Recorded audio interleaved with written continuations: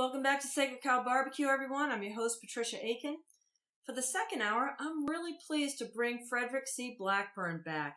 I know I promised you that we were going to talk about his NSA whistleblowing activities last week, and we just had so much other stuff to talk about, we really didn't get in depth with it. So Frederick started out as a Boy Scout, went on to be a 32nd degree Mason, and woke up to all that around the 9/11 time. So we want to invite everybody to go over to InsideTheEyeLive.com. The chat room's up and running. Dennis Feccio from Inside the Eye has said, yeah, go ahead and use the chat room. So we're over there. There's also a chat room at freedomslips.com, but this one is one that we're more familiar with. And so if you want to join us over there, that's great. We'll say hello to everybody in a minute. But Frederick, welcome back to the barbecue. Thank you so much for having me back. It's my pleasure. Last week you told a story about what you said to the class you were teaching after 9/11 with the cell phones. Do you want to start there? Well, I'd like to start with just tip of the hat to your first guest. That was a great segment on the geoengineering and how he's basically looking at the same thing I'm looking at, but from a different angle. And we'll talk about that a little bit later. But that was just a really great show. I was really enjoying that. Well, thank you. And I'll pass that comment along to him. Thanks. When 9/11 happened, if you remember, we were sold the story of the 19 hijackers with box cutters. And the only thing that really was there to sell that were cell phone calls from the plane, the magic passports that were found on the ground that somehow survived these infernos, and the miraculous lost luggage of Muhammad Atta that got left behind but found at the airport. The Israeli security firms that happened to run security at all of the airports that were used in 9/11, miraculously, all of their video footage was down that day. So you have no video footage of any of these alleged hijackers getting on planes. So the only thing you have to sell the story of these hijackers is the cell phone calls made from the plane.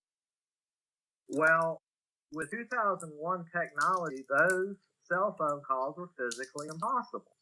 And so I'm sitting there in these classes with the NSA, the CIA, FBI, the major telecom companies, Alcatel, AT&T, Motorola, Sprint, Verizon, all these companies. I'm going, if anybody in the world should understand that those cell phone calls are physically impossible, it should be you people. And it was a deafening silence. You just don't talk about that. Didn't you get the memo that we're not supposed to talk about that? Kind of thing. And I'm like, this is crazy making. This is something out of a Kafka novel, that you people aren't raising Cain about this. And one of the best sources of that information was there was a ebook that you can find online, and I'll send you a post to it later. But it was 9/11 Voices. Basically, it was a look at this from the FBI evidence and everything. Also, David Ray Griffin wrote numerous works on the subject. But there was a 2010 ebook, 9/11 Voices, by a guy named Roland Morgan. It just tears apart the whole cell phone story. Well, the cell phone thing really was interesting to me because in 2004, in the spring, it was either April or March, I forget which, because I remember where I was living when I heard the report. It was the president of American Airlines, or the CEO of American Airlines, saying that they had just installed software on their airplanes so you could make cell phone calls. And he was going, just waxing poetic on how he was able to call his home, how he was able to call his office in Paris, and all that from the airplane in 2004. And nobody said boo about that. Exactly. That technology didn't happen until much later. That was like one of the, big red flags. There's something very wrong with the story. So, you take away the cell phone calls the magic passports. What proof do you have of these hijackers being on the plane other than it's a nice storyline? It's it's a script, a Hollywood script. Absolutely. And what I think is interesting is when the person from CNN, I think they work for CNN and the wife worked for, I forget the details. I should have looked this up. But they said, oh, she couldn't get to her cell phone, so she used the air phone and she made a collect call on the air phone. Well, you can't make collect calls on the air phone. And if memory serves, in Mr. David Griffin's book and also in Roland Morgan's work, that particular airline did not have air phones. Even more magical. Right. So they say, oh, it wasn't. Did we say cell phones? What we meant to say was those were airphones, but then you research that no, they had pulled the airphones out of that particular line of that plane.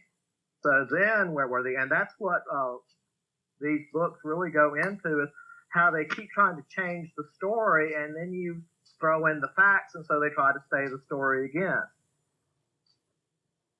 And so what happened with your career? So did you keep saying anything to them, or did you say, oh, I think I've come to the shut up place here. I don't think I should say any more about this? Oh, you should know better than a fool from North Kakalaki ever getting to the shut up. We're related. That doesn't happen. I kept going, and eventually in 2004, I was blacklisted.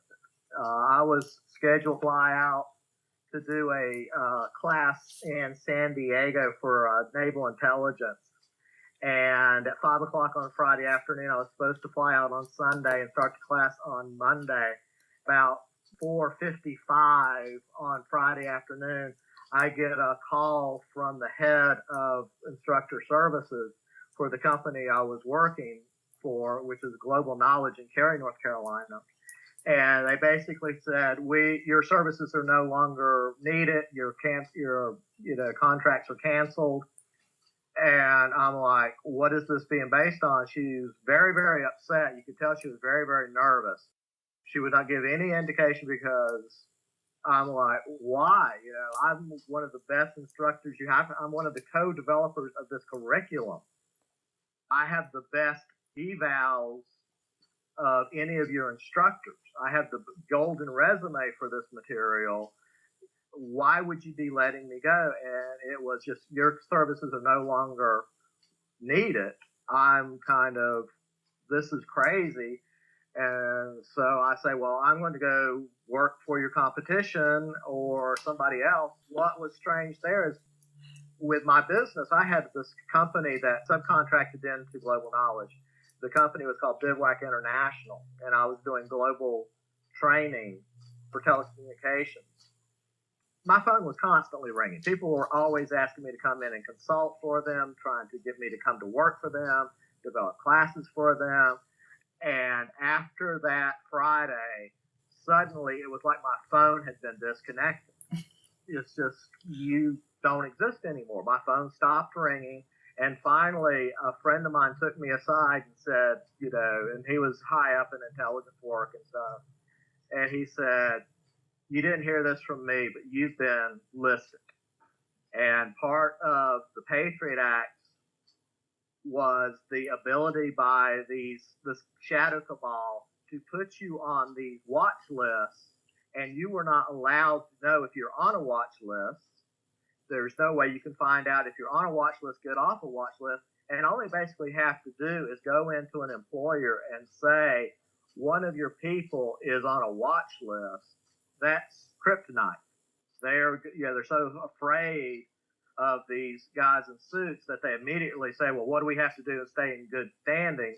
Because all these companies have, depend on government and military contracts. So they're not going to do anything to jeopardize that. So if they, come in and say one of your people is on the list, that person's out of it. And that's what happened to me, basically. And, right. I can see why you'd be a pariah at that point. Right. And at the same time, I was pursuing a political career.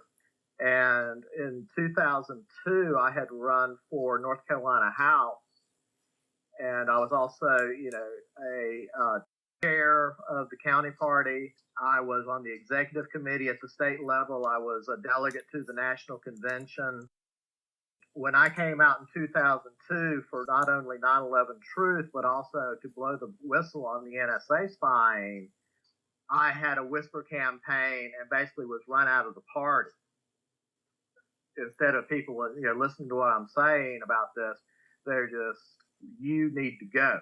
We don't want you. So, I was literally getting death threats from my own party. And that's just how much control these people had, all these different facets. They covered their bases. This was a very well planned out, systematic coup d'etat. When we talked about this last week, this was not a Muslim terrorist attack. This was a Zionist coup d'etat of the government at every level, communications, government, you name it. The judicial system, if you notice, all those judges got put in place by Clinton, turned out later to be key people to block any 9/11 investigation, any court suits about 9/11. You had judges in place that would block that. So they had everything down to the wire as far as, they had dotted their I's and crossed their T's on, we've got this chessboard all mapped out. So this was, a massive undertaking by the Zionists to do this, and they did a good job, but they messed up with account the internet. Frederick, was the Boy Scout in you outraged by this? Oh, to say the least. Because I'm sitting there going, you took an oath to protect and defend the U.S. Constitution from all enemies, foreign and domestic, and we're in the middle of a coup d'etat, and you're playing dumb because you don't want to lose your job. And that's what it came down to. It's like the old saying, it's difficult to get a man to understand something when his salary depends upon him not understanding it. Exactly. So I'm sitting there surrounded by these people who were not going to put their necks on the line, just going along with it. You had the true believers and then the people who knew it was a lie but just weren't going to do anything because they knew what they would get the wackagoyum treatment if they stood up too. Do you have any hope for military and government? Oh, definitely. The tide is turning. People are waking up. People are tired of this Trotsky-esque, endless wars. 9/11 Truth is just going viral at every level. People are finally waking up to the fact that the Holocaust was the biggest lie, psychological warfare thing ever devised on a population. Well, I think the 500-year-old lie of the ball Earth, but we've got to go into that another time. We're going to talk about that off the air another time. Right. Because you're not there yet, but I'm going to get you there. I promise.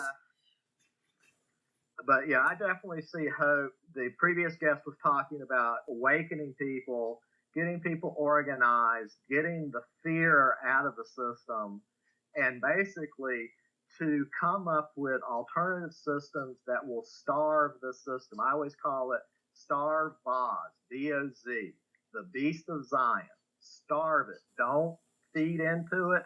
Don't, just play other games. Don't play. Don't let that system anywhere near you. Get rid of the Federal Reserve. Come up with alternative currencies. In North Carolina, we have an alternative currency called the Plenty that's very popular, especially around the Raleigh-Durham Chapel Hill area. People are setting up barter networks. People are setting up cooperatives.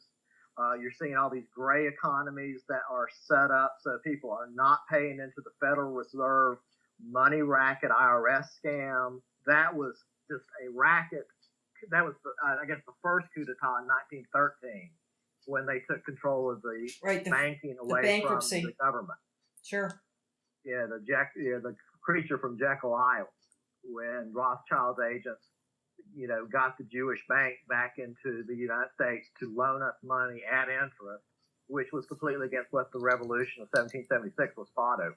Doing some really interesting reading on this right now, and I hope that the person that woke me up to this, because I've always suspected it, that the Constitution was really kind of a con, and when I read his essay about why, that the Articles of Confederation were exactly what we needed, and that the first coup d'etat was the Constitution, and that's why Patrick Henry said, "I smell a rat." But we'll go into that another time. Yes and no. From the very beginning, the Jews and the Zionists had their agenda. They had infiltrated. Hamilton was there from day one. Absolutely. Only 7 states that were there, and they only needed for a quorum, and they only needed a vote of 4 then to take this thing down, and that's what they did. Right. But what you have to remember is so much of what people are saying about the Constitution is just cultural Marxism to get people to be progressive and accept a new system and do away with the Constitution, and that is going the wrong way. Because I agree. I don't believe in do away with the Constitution. I believe go back to the articles where the states have their rights. Things are more at the state level. But anyway, right, that's the 10th Amendment. That's the 10th Amendmenters. Right. But now I want to talk about what is the threat to the American people from Israel, a so-called Israel. I don't call it Israel. I call it Israel, or it's a lie. And what is the threat to the American people in the tie with the NSA? One of the big red flags that I saw, in addition to the cell phone calls, was from day one, before 9/11, because you have to remember, I was developing these classes for them before 9/11. When I went to teach the NSA version, I asked them, do you want me to teach the European, rest of the world signaling, which is not to be too technical, but the rest of the world uses a signaling and communication called E1. The United States has its own signaling called T1. The red flag there was the NSA director said, no, we want you to teach the T1 version just like it's written. That was a big red flag, because if you look at the NSA history, the NSA should never be spying on Americans. This is the turf war between the FBI and the NSA as set up with the church hearing of the 1970s. What you had back then was the Senator Frank Church in the 1960s. The NSA ran a domestic spying program called Minaret.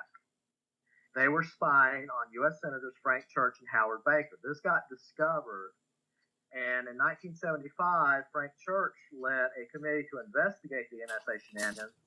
That resulted in 1978 as the Church Committee hearings that gave us the Foreign Intelligence Surveillance Act, or FISA code.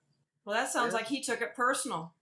Yes, that, you don't spy on sitting members of Congress or the Senate, which is they're not supposed to be doing that, because that's how they blackmail everybody. This basically said, NSA, you are for foreign intelligence. You do not do any domestic thing. So when I'm teaching this to my students, I'm saying, okay, here's the Fourth Amendment. Here's the FISA law. Why are we studying the T1? And I know 9/11 has happened. However, you still have to have a warrant to do surveillance domestically. That is what the FISA laws are all about. And suddenly all my students started parroting this Alan Dershowitz-esque type thing, saying that they in the intelligence community don't have to have a warrant unless what they're using is going to be used in a U.S. court of law. Oh, if they just want to put you in Guantanamo, then no problem. Or, as we're finding out, or assassinate you, which is what fellow whistleblower Thomas Drake has just, there's an article out on Press TV that just popped up that this program has been exposed, how the NSA programs are all about mass assassination. And I don't know if you're familiar with Thomas Drake. He was another NSA whistleblower who was basically, what happened to me happened to him in 2010. And they actually went after him with the espionage law. They just blacklisted me because technically I did not work for the NSA. I did not take a sworn oath to the NSA. So I was protected from them coming after me like they came after William Binney, Thomas Drake, or Edward Snowden, or FBI person, Sybil Edmonds. So they couldn't come after me for espionage because technically I never swore an oath to the NSA. You see what I'm saying? Yeah, I get that. Okay, so we'll get to Snowden in a few minutes. Go ahead. Yeah, but anyway, so they're using these programs to spy on U.S. citizens totally illegally without FISA code, and somebody is telling these 20-something computer whizzes that Fourth Amendment does not apply to what they're doing. FISA law does not apply to what they're doing.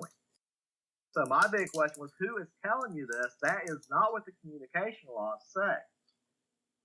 That was when I was called into the director's office and told, don't teach any more of that module about communication law, just stay to the technical facts. So that's when I started running this up through the legal channels and whistleblowing through political means. So it's like trying to say something's going on, and that's when the whisper campaigns of my political party came after me. Rather than embracing it, saying, yes, there's something wrong with this, I was spun out again. So what I was trying to find at that point was not only was something going on where they're using the telecommunication grid to spy on Americans, but there's something else here. I was trying to prove that when I got blacklisted, that there was a backdoor to the backdoors that was leading directly to Israel, and that was what Edward Snowden finally confirmed in 2013 when he did his revelations, that indeed everything that the NSA is dragnetting on the U.S., dragnetting on Europe with cooperation with British intelligence, etc., Israel gets a raw copy of everything. And you should get your head around that for a little bit, that everything the NSA was sweeping up, Israel's getting a raw copy of. That's interesting. I know someone that worked on the technology that pulls the information off communication satellites, if there is such a thing. I said, well, don't you feel bad supporting that kind of technology? He says, it's not the technology, it's how it's used. I go, well, you know how it's going to be used. Technology is not good or evil. Technology is technology. Mm-hmm. It's how it's used is good or evil, and what the NSA is doing is evil. That program you're talking about was called the Echelon program. Brought in to do was to do the same thing that Echelon does, but with the new converged third generation communication networks. Basically, before 1990, you had the telephone world and you had the computer world, and they were just apples and oranges. The two never met. They stay on opposite sides of the world. With third generation, we were doing what was called convergence, where suddenly we were running voice, video, and data over the same communication lines. Not only did we need to understand the technology of how to do this and make it work, but we also had to have surveillance capability. And one of the early forms of this was a program called CALIA, Communication Assistance for Law Enforcement Act from 1994 that Bill Clinton signed in. And that mandated that all these new, what we call soft switch technologies that did both voice and data, we call them soft switches, they had to have back doors for remote access for law enforcement to fight the quote-unquote war on drugs. That's how that was ran through Congress. So when I was doing all this work on CALIA is when I found that somebody is setting this up to constantly be pulling information rather than law enforcement getting a warrant and doing it on a case-by-case basis. What I was seeing was just everything was being run back through these big CALIA pipes. And that's when I said, oh, the NSA is pulling everything. But what I also found was that you had this Israeli spy network that was using the same vulnerability to basically hack into our communication grid, and that's how they were able to spy on people, stay ahead of drug enforcement people. And this came out in the December 12th, 2001 Fox News series that Carl Cameron did on Israeli spying. That was immediately pulled and disappeared. Fortunately, but on the internet, nothing ever disappears. So I highly recommend that you do a search for Fox News, Carl Cameron's 4-part series on Israeli spying, and it covers how these Israelis were using these holes in the Kalia system to stay in front of law enforcement, and they were running a lot of Israeli ecstasy, and they were running a lot of cocaine, and now they're running a lot of Afghan heroin. But they're able to basically, find out who the DEA agents are that are monitoring them and monitor the DEA agents. Like I said, that was the piece of the puzzle I was trying to prove when I got blacklisted, that there is a backdoor to the backdoor of the NSA that goes straight to Israel. And that's what I said Edward Snowden finally proved beyond a shadow of a doubt when he came out in 2013. Wow, that would earn you a pink slip, no doubt. No doubt. No wonder they want to kill him. I'm like, so how far down the list am I? So do you really think they want to kill Snowden? I see him as having Jewish heritage somewhere along the line. I see they trot out Daniel Ellsberg when they do interviews with him. Al Jazeera, their Washington office, did an interview with him in Russia and Ellsberg, wherever he lives, that I watched recently. And right away I started to go, wait a minute, Al Jazeera in Washington, Daniel Ellsberg, famous, so-called whistleblower, and then Snowden. So I got suspicious and looked into it. Exactly. I had the same problem because I was posting over at David Swanson's After Downing Street, which later became warisacrime.org. I had so much faith in him that he really was trying to get to the bottom of this. And then he just started really attacking all the 9/11 truth movement. When I was presenting this stuff to him, he had no interest in it whatsoever. And so everything that Snowden came out with, I was saying in 2002, right? And I couldn't get any traction in that section, the Code Pink crowd, the David Swanson crowd. They had no interest in what I was saying. But suddenly when Edward Snowden said it, it was the biggest story ever. My articles to the New York Times, my articles to the Washington Post, if they printed them at all, they would edit them to make me look like a lunatic. Yeah. Oh, I'm telling you, when they edit articles, oh my gosh, you make absolutely no sense. It's exactly. Crazy. It worked, and I saw that it was just working against the movement, so I stopped doing it and just started posting on the internet. So I just gave up on newspapers and editorial boards. It's like they are completely compromised. They are Jewish owned, Jewish controlled. If they do print it, they're going to change it to discredit me.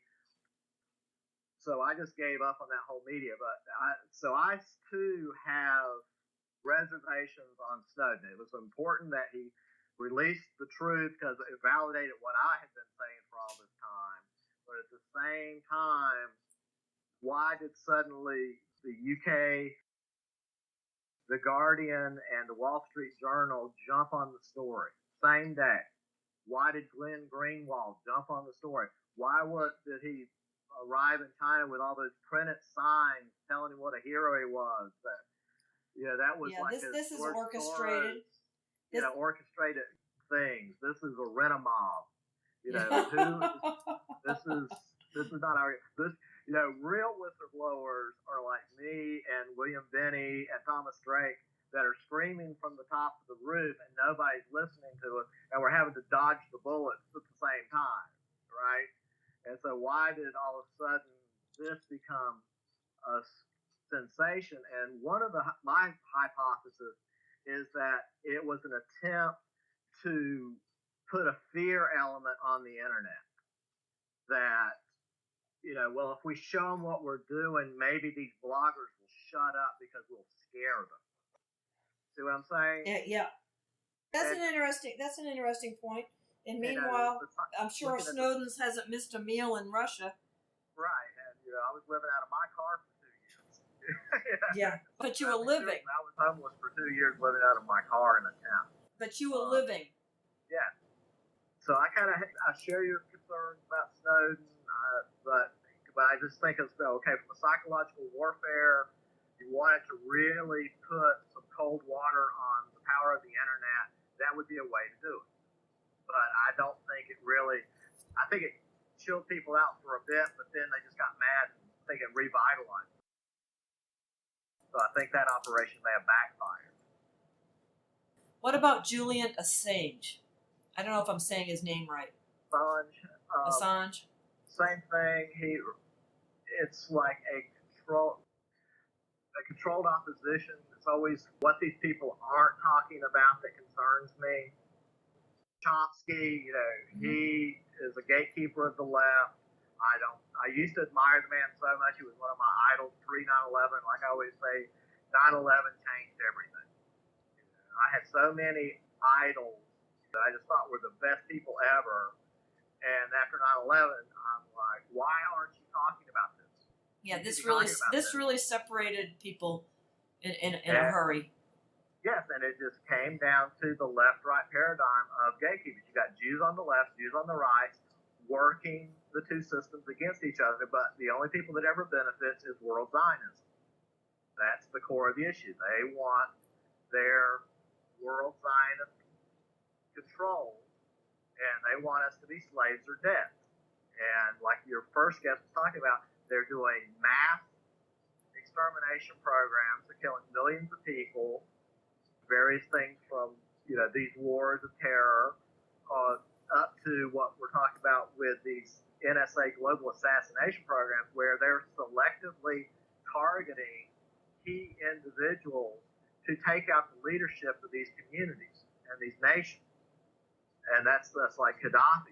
They took him out. They took Saddam out. They're trying to take Assad out in Syria. I still say that there was an attempt on Putin's life with that MH17 plane getting shot down. I think that they had mistaken Putin's plane for it. My jury's still out on Putin. He's the enigma wrapped in a puzzle to me. Right. He's a master chess player, but his plane, which looks very much like that Boeing 777, was in that same area, and there's a real possibility that was an assassination plot. And that just goes into the Jewish thing, in the Talmud. They have actually a saying that says, kill the best Gentile. It's a decapitation method.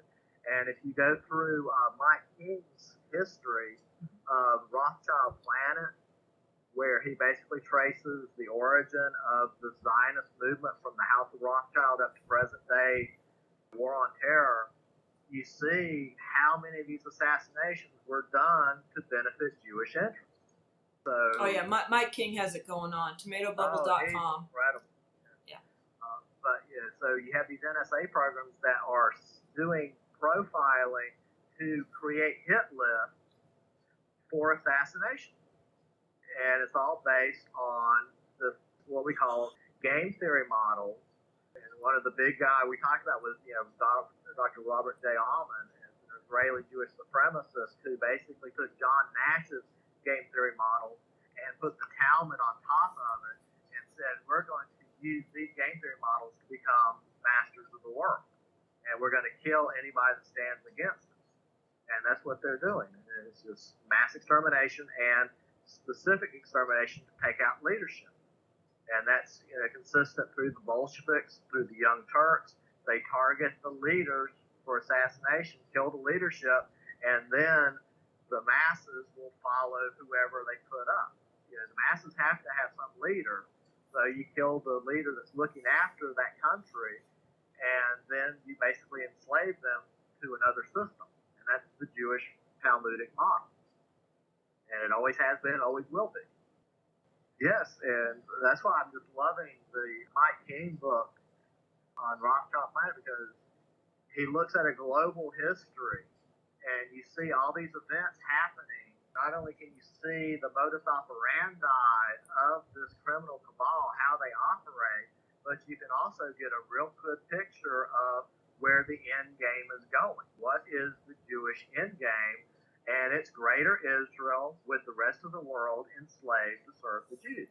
And get rid of the whites.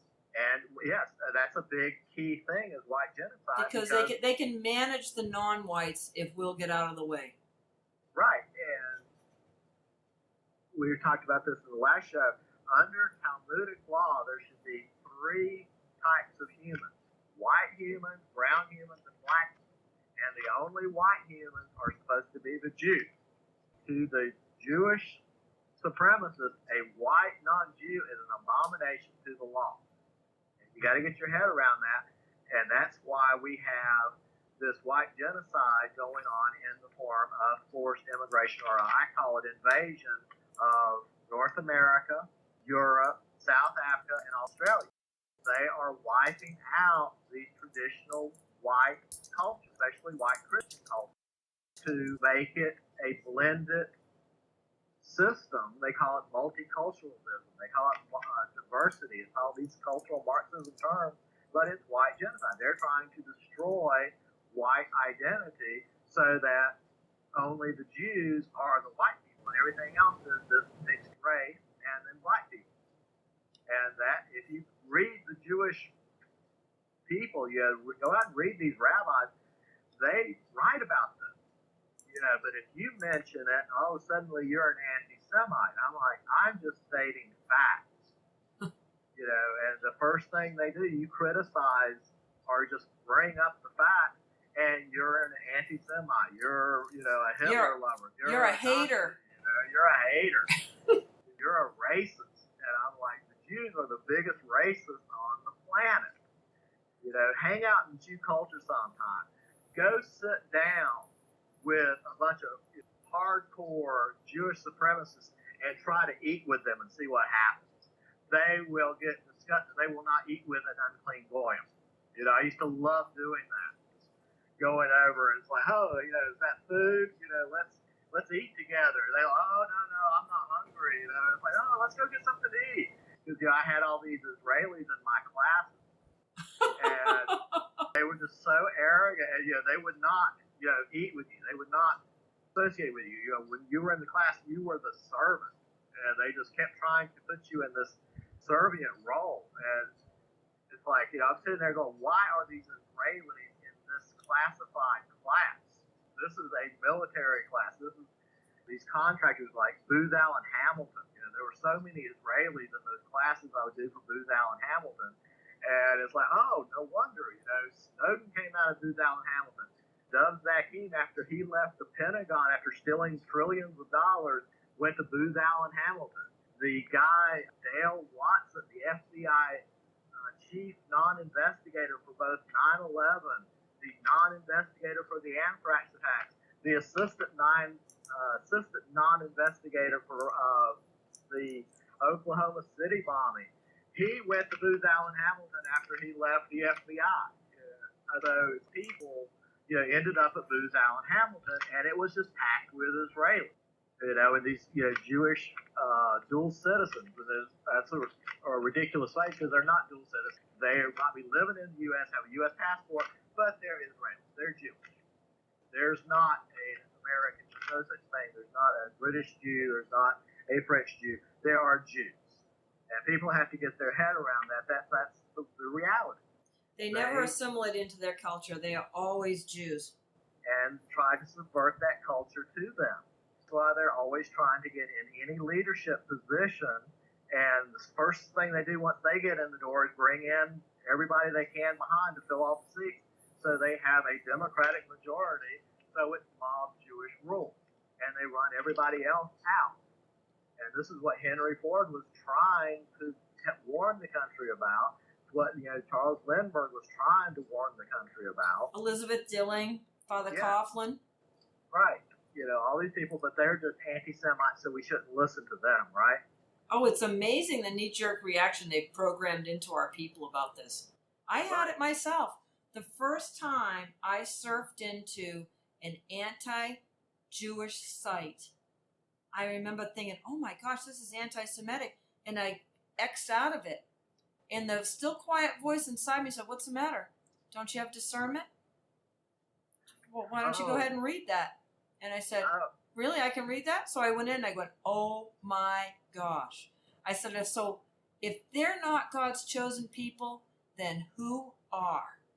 Exactly. Well, I went through that whole cognitive dissonance thing with 9/11 because up until 9/11, I had no problem with the Jews. I thought they were just like me. I had all these Jewish friends. My best friend in college was Jewish. I worked for a research think tank in Research Triangle, North Carolina, called Research Triangle Institute. It was nothing but Jews. And I had no problem with that. 9/11 happened. I started digging into what really happened because I know the official story is physically impossible.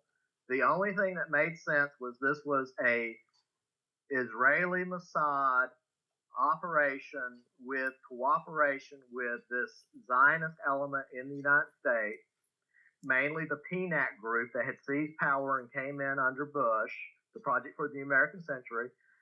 People like Larry Silverstein, who made out like a bandit. Right. And so in my writing, if you go back and look at that time, I wouldn't use the word Jew. I wouldn't even use the word Zionist. I just said meanies. Using capital letters. The meanies are doing this. Paul Wolfowitz is a meanie. Alan Dershowitz is a meanie. And then I would say Zionist. I finally got up to Zionist. And then all these things started happening where I would say, this is the facts. You had 200 Israelis arrested right before, on, and right after 9/11 that were all deported back to Israel. And all of a sudden, I'm a Nazi, I'm a Holocaust denier, I'm an anti-Semite, and I'm like, this is a fact. And so I'm getting all this name calling. So finally, I'm like, well, maybe I should be looking into the Holocaust, because if this is physically impossible, and I sat there and watched everything that Denier Bud, I don't know if you're familiar with. I love Denier Bud, was an education for me. And I physically got sick because I was a firm believer in the Holocaust. And my body went through a physical reaction. It was so strong, having to face the reality. Oh my gosh, I was lied to about that. That was a total psyop.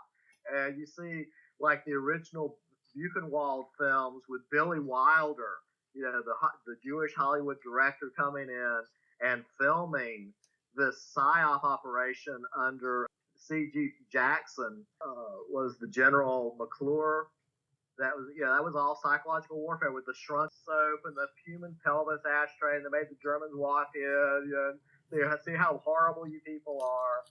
And that was actually presented as evidence at Nuremberg. So, I always thought like Nuremberg was the pinnacle of, international justice. And it's like, that was the biggest kangaroo court ever. Cognitive dissonance, it's so powerful because you can only have one worldview.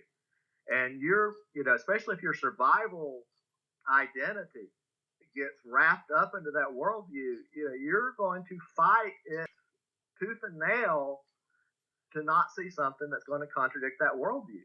Well, that's exactly right. And that's what Doug Diamond said earlier, and that's what I keep saying about Yuri Bezmenov. He said that after 15 to 20 years of brainwashing, people can't even receive photographic evidence. They refuse to believe it. And that's exactly. Yeah. And these aren't opinions, these are facts. And so in my writing, my readers will know that I always say, connect the dots, see the pattern. Connect the pattern, see the system dynamics. And you have to face your own cognitive dissonance to say, these are facts. Yeah, I always love to be wrong. I've never learned anything if I wasn't. And you're entitled to your opinions, but you're not entitled to selectively pick and choose the facts. All the facts have to be there. Right. Well, and I have to be a host here and say that you're listening to Sacred Cow Barbecue on Revolution Radio, freedomslips.com. I'm Patricia Aiken. My guest tonight is Frederick C. Blackburn, NSA Whistleblower. He got a little different treatment than our friend Edward Snowden's getting. Not quite in the media. So that's got to make you question something. And he's saying the exact same thing that Snowden said. So eventually, so Frederick, You're out of a job for 2 years. Have you ever been able to go back into technology? Oh no, I finally quit even jobbing resumes, and I just started my own company again, and just completely different tack. I've run a series of businesses called North Carolina Trading Posts.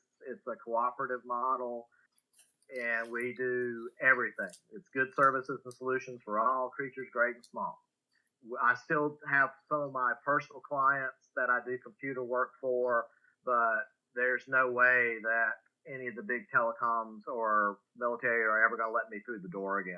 Okay. So people that are listening need some advice, because Skype used to be private, and then Microsoft bought it and it's not private anymore. If somebody want to have private communication, is there such a thing, like with Start Page or with Unseen, or what can somebody do to protect themselves from some of this spying? Because everything we say is known to the government.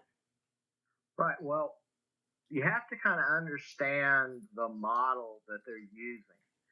They want to set up patterns of who's talking to whom. So, like, if I'm a key person and you talk to me, suddenly that elevates your status in their triage. It's a threat analysis system. Mm-hmm. One of the big things about it is if you start encrypting too much, that sends up a flag. So you can actually out yourself more if you do all this major encryption than if you just keep everything open source. What I do is, I always tell people I do all my sending out in public. That way I can't be blackmailed. So I'm total open source. Everything I put out there is like, yes, it's out there. Let the chips fall where they may. Services like Unseen or Start Page, they're only keeping you safe from hackers. The government, the NSA, can still go in and say, hey, we want to see this, and this on this group of folks, right?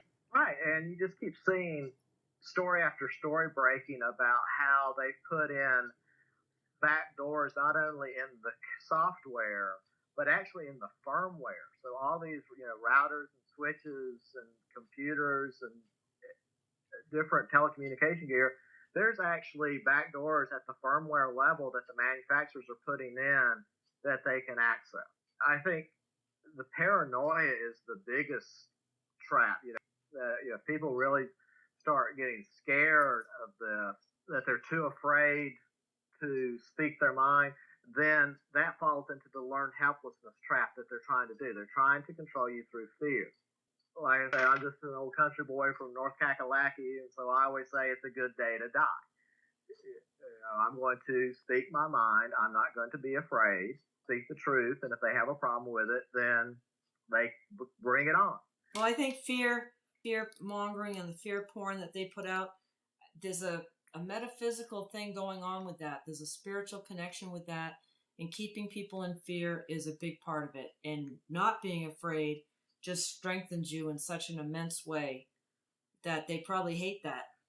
Yes, they hate happy, brave people, and they hate leaders that will stand against them, and anybody that can create a following.